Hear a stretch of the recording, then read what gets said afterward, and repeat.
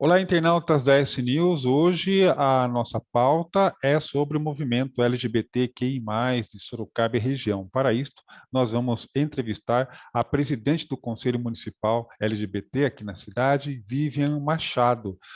Segundo dados do Anuário do Fórum Brasileiro de Segurança Pública, houve um aumento de 20% em 2001 no número de ocorrências comparadas com o ano passado, contra homossexuais, pessoas LGBTs, é o que a Vivian vai explicar também.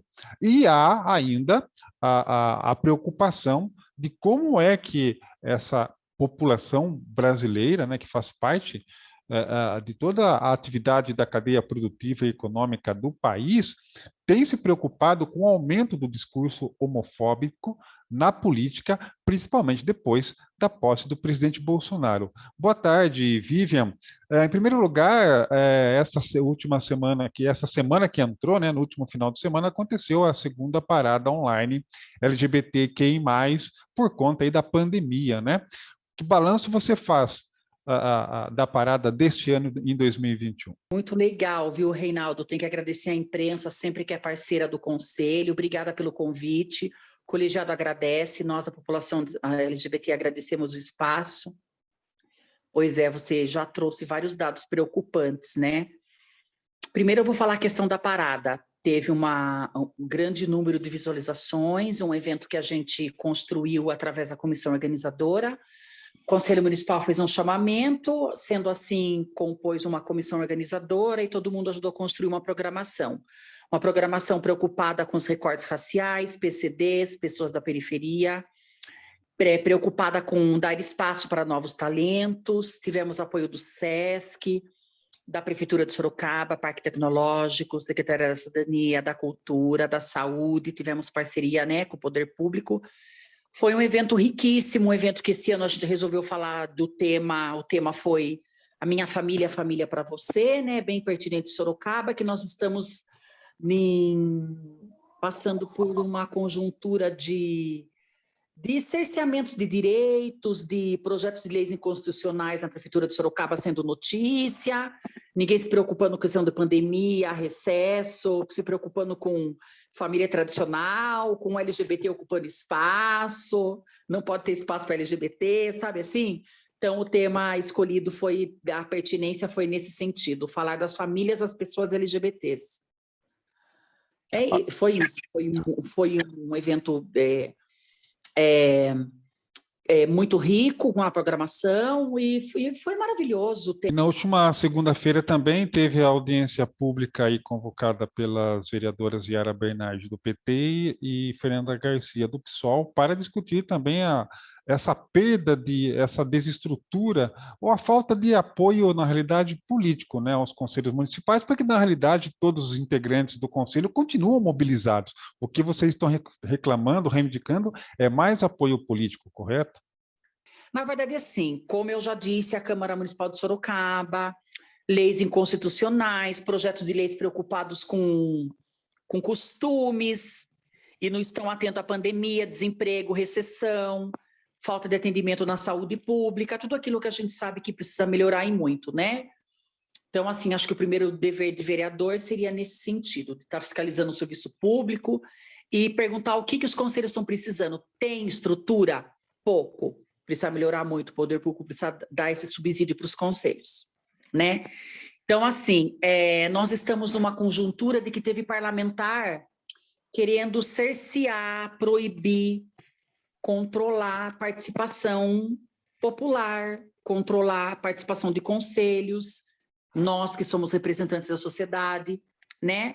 Na política pública, na fiscalização dos serviços públicos, na propositura de políticas públicas. Então, tem vereador que é eleito pelo voto popular, graças a Deus estamos na democracia, e que questiona a participação de conselho.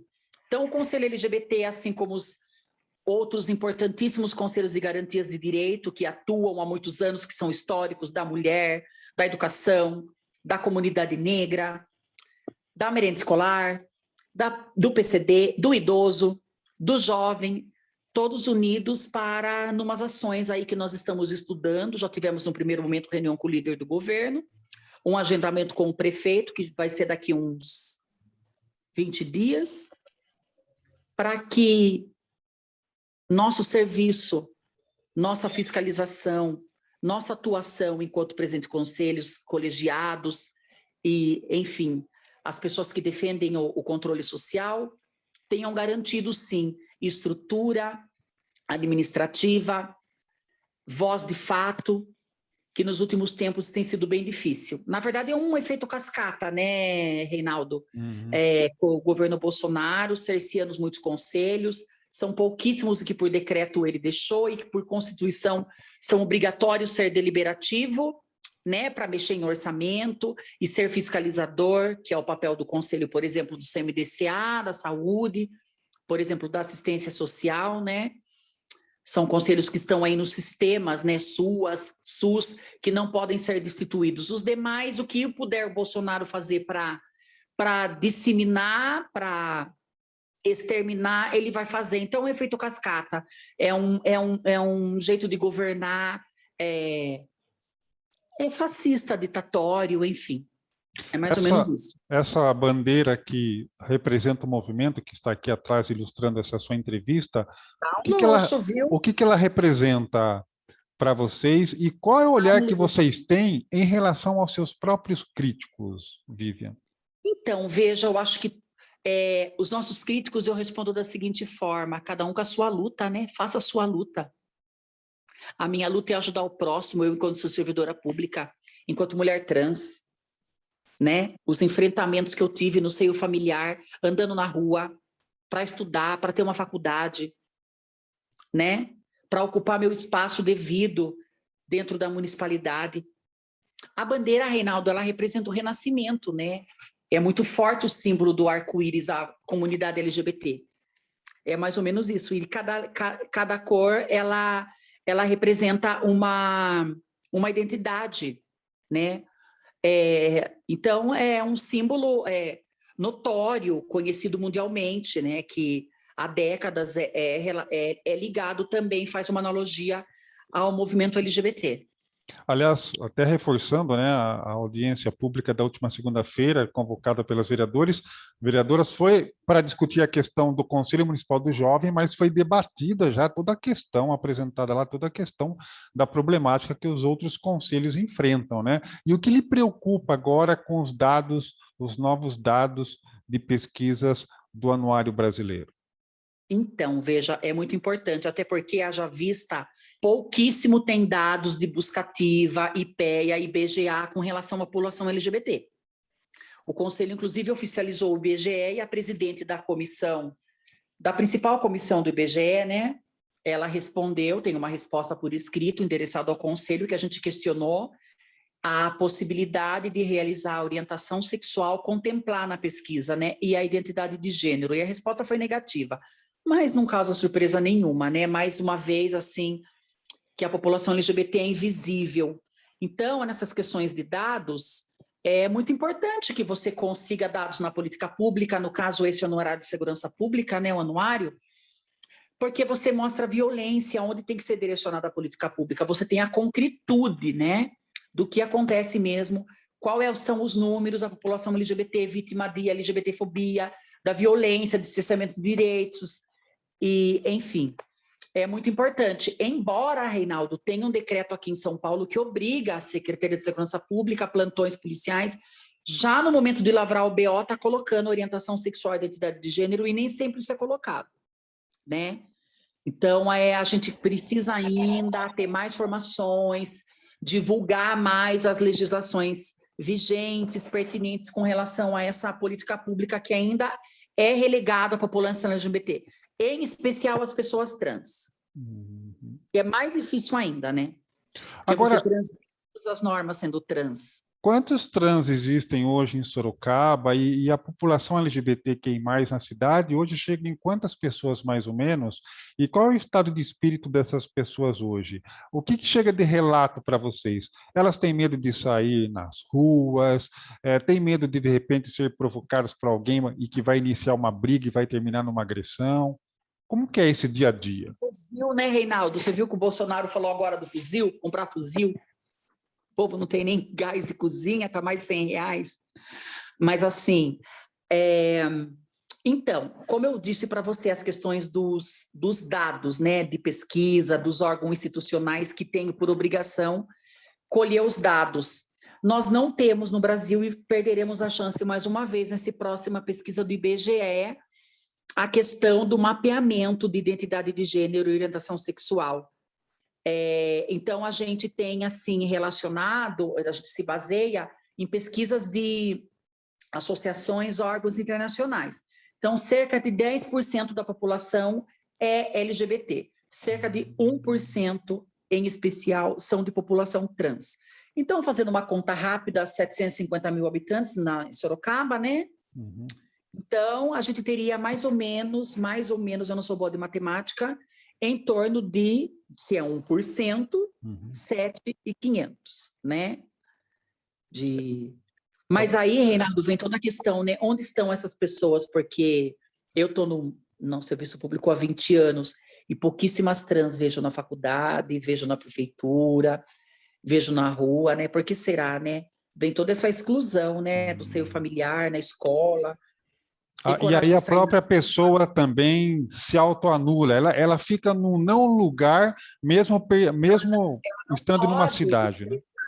A sua identidade de gênero é uma coisa muito forte, porque ela passa mesmo por violências inúmeras, né? Para começar dentro de casa.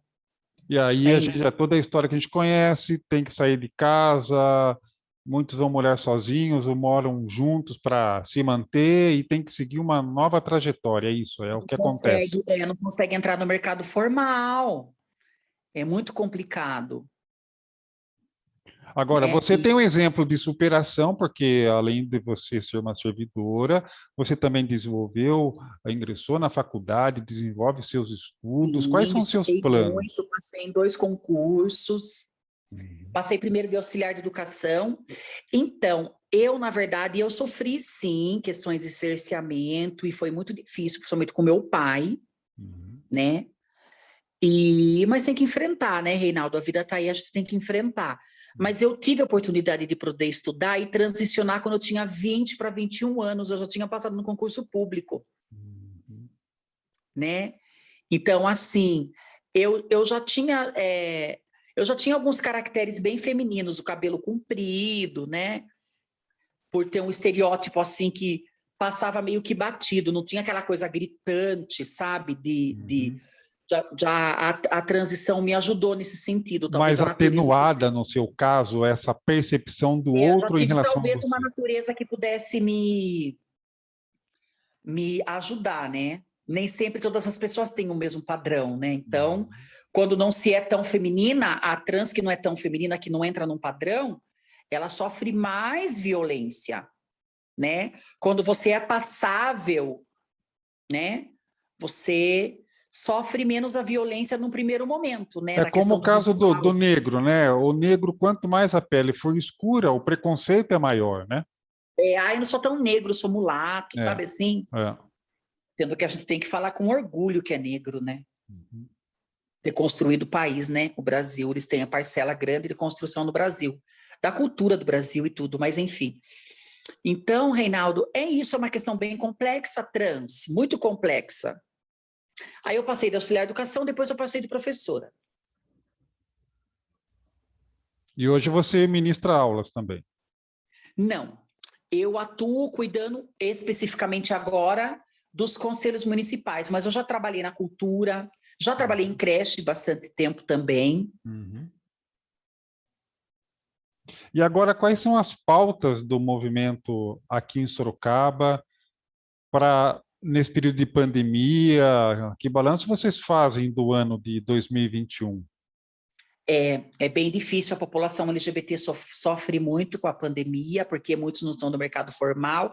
O Brasil, né, está passando por esse momento terrível, quer dizer, o mundo, mas assim, o Brasil, por ser um país ainda em desenvolvimento, uma economia, né, enfim, ainda que exportação primária, enfim, não é um país de tecnologia, né, então, seja uma das maiores economias do mundo, mas em muitos aspectos é atrasado. Na educação é atrasado, na ciência é atrasado, né? Então, e a população LGBT é reflexo disso também, né? Vai ficando para trás e aciona a assistência social, enfim. De imediato, o Conselho agora está com uma representação no Ministério Público com relação à Secretaria da Saúde que implemente o ambulatório trans, porque não tem vaga mais em São Paulo, o UBS nenhuma tem linha de cuidado, não tem atendimento nenhum à população trans, e é uma cobrança que a gente vem aí de algum tempo desde que o Conselho foi criado. Tivemos alguns avanços, mas nessa última gestão a coisa está estacionada, não tivemos de maneira administrativa, diplomática, avanços em que o Conselho levou as demandas. Então, restou a representação do Ministério Público, está com o doutor Jorge Marum. E Vamos aguardar. qual a importância desse ambulatório trans? Qual seria a estrutura necessária? Quais são os desafios na hora de um trans buscar uma rede municipal de saúde? Olha, você vê como é bem complexo da população LGBT, Reinaldo. Até vou deixar aqui para as pessoas procurarem a Política Nacional do SUS, que fala da população LGBT, que tem especificidades muito grandes, né? A pessoa trans, a mulher lésbica, né? A pessoa trans, em especial, a questão da hormonização e a complicação, né? Da hormonização e automedicamento. Não existe nenhum espaço na prefeitura que possa atuar nesse sentido. Principalmente também, Reinaldo, a questão do apoio psicossocial, que é muito importante devido à exclusão, né? Exclusão em todos os espaços, na escola, na rua, na família. Eu sempre repito isso, principalmente com relação a trans, né? Então, o ambulatório é primordial que seja garantido essa saúde holística da pessoa trans, né? E da população LGBT, que tem especificidades da mulher lésbica também, muito grande, de especialistas, de ginecologista. O homem trans também tem especificidades muito grandes devido ao uso da testosterona. A identidade do homem trans, né, na medicina ainda é muito poucos médicos especialistas, que sejam endócrino, que sejam ginecologista, que tenha tato, que saiba lidar com a situação, que entenda as demandas, né? Do homem gay também, a questão do, por exemplo, proctologista tem especificidades, né? É bem complexo na questão do cuidado, linha de cuidados à população LGBT na saúde no SUS, né? E Sorocaba não cumpre. Então, por isso restou a representação, né? Agora, Vivian, quando se fala da população LGBTQI+, como que vocês veem esse não lugar que vocês acabam tendo que enfrentar e, ao mesmo tempo, vocês estão nesse espaço, ocupando esse espaço, vocês estão nas ruas, vocês estão circulando no shopping, enfim. O que é preciso ainda para mudar essa cultura? Então, eu acho que é assim, se afirmar enquanto cidadão, cidadã, se politizar. Nós temos aí a era da informação, muita informação rápida em pouco tempo, tem Google, tem tudo, para se politizar, se informar, conhecer leis vigentes, estudar. Eu acho que esse é o principal instrumento que você tem para brigar pelo seu espaço, um posicionamento na sociedade, né? Ter garantido os seus direitos. Eu acho que o instrumento principal realmente é a educação. E a partir também dessas iniciativas reivindicando políticas públicas, você acha que o que falta é só vontade política para concretizar, por exemplo, esse ambulatório trans? Sim. Enquanto servidora pública, eu tenho 100% certeza disso, ou eu só posso afirmar. Bom, e quais são os seus planos aí ao longo da sua vida? Quais são os seus projetos ainda que você tem em mente como presidente do conselho? E o que mais você gostaria de conquistar? Então, nós estamos agora no momento de mandato prorrogado devido à pandemia, não dá para a gente estar recebendo documento, soltar um edital de eleição, acontecer votação, pelo menos por hora, ainda, né? Vamos ver se melhora os índices da questão da pandemia, que tá complicada no Brasil, né? O Brasil demorou demais para ter vacina, para o pessoal usar máscara, fazer distanciamento, né? Tem gente que não quer isso, não consigo entender. Mas, enfim, então, os mandatos prorrogados por enquanto, mas a gente pretende, sim, logo estar pautando uma eleição breve. Acho que o principal, Reinaldo, do Conselho é que nós conseguimos uma conquista grande, que é um plano municipal de garantias e direitos da população LGBT em Sorocaba e combate à LGBTfobia. Ele está em vigor, reconhecido pelo poder público municipal, pelo poder executivo, foi feita uma conferência. O principal é que o Conselho, o próximo pleito, cobre a implementação dessas políticas que estão lá previstas. Algumas coisas já conseguimos, né? Que o nosso mandato já tem mais de 2 anos. Nós conseguimos algumas coisas. Pequenos avanços, mas conseguimos. É exatamente por isso que os conselhos têm que estar sempre presentes, participando, ter o povo, para que isso Ah, aconteça. desde 2017 foi aprovado também um projeto de lei da vereadora Fernanda Garcia que institui no calendário oficial do município o dia de luta contra a transfobia. Isso é importante para vocês quando algo se Claro, é um torna marco. oficial em termos É de... claro. É um marco no calendário da cidade, da Câmara Municipal, né? Só fazendo uma observação, nós temos a frente parlamentar que ainda não tem composição, já tem um bom tempo. A Yara que propôs, né? Eu entendo que tem toda uma questão também interna da Câmara, de quem não queria compor, porque ela e a Fernanda eu sei que, né, elas são históricas na luta, mas nós temos outros vereadores que entendem da pauta LGBT, inclusive aqueles ditos conservadores, eles sabem tudo de pauta LGBT, de trans, né? Mas o que é mais forte realmente é fazer esse discurso de polemizar e crescer em cima de LGBT. Não façam É, isso, não. a gente está Venham percebendo, com a gente né? Eu cubro a nisso. Câmara Municipal de Sorocaba desde 1987.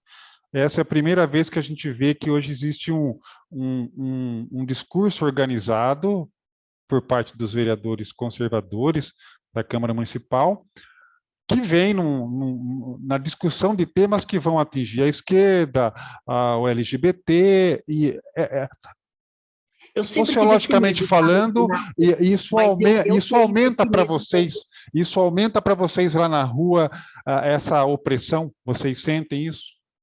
É, eu, sim, porque isso legitima, a partir do momento que você tem uma autoridade numa TV legislativa que possa falar isso e que dissemine o ódio, né? Mas assim, Reinaldo, você falou uma coisa que eu tenho muito cuidado, não partidarizar movimento.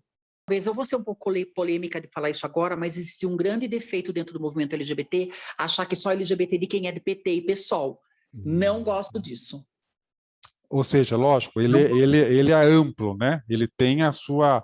ele é independente, no caso, né? Vocês têm o apoio político na Câmara Municipal, mas vocês também têm a própria ideia de vocês, vamos É, assim dizer, né? As a gente propostas vocês levam para os tem que vereadores. ter essa parcimônia, tem que ter essa parcimônia, Tá bom, né? e Ah, Reinaldo, sabe que é legal?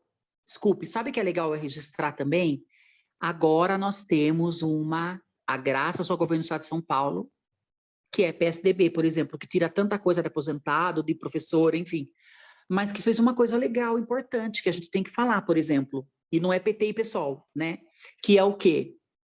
Que é uma delegacia especializada de combate à LGBTfobia, com servidores para isso, com leis, com RH, leis vigentes, né, que o Estado de São Paulo, que o Estado de São Paulo é precursor nisso, o Sul, São Paulo também, né, que nós temos uma lei desde 2010 que pune a discriminação contra as pessoas LGBTs, pune mesmo, ela responde por isso. Enfim, então é legal ter uma delegacia já para isso, atendimento online. Tem e um material vocês, muito legal que foi o governo do estado de São Paulo que lançou. e vocês pensam em fazer essa reivindicação para ter uma delegacia aqui em Sorocaba, por exemplo? É uma matéria que cabe. O Conselho começou a estudar um protocolo de segurança, como lavrar boletim, o que tem de legislação vigente, como se representa o boletim, sabe assim? Os canais, né, que podem denunciar pelo Conselho, que a gente está sempre, né, na nossa página, no nosso e-mail, enfim. Mas aí vai depender da questão também da segurança pública do Estado, né? Que eu, enquanto servidora, posso dizer que falta RH, falta escrivão, falta, enfim, né?